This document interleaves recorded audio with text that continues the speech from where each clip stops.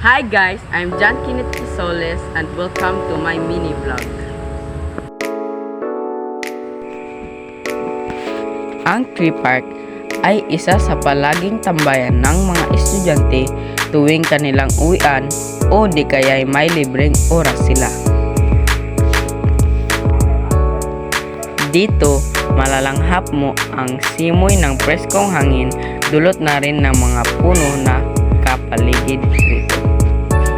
Kaya dapat tayo ay maging responsable para mapanatili ang kalinisan ng kalikasan.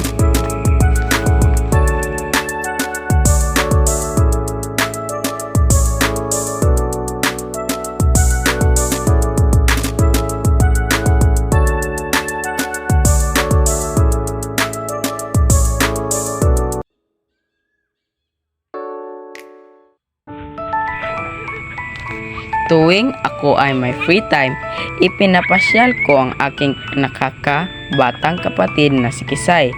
She is the source of our joy in our home.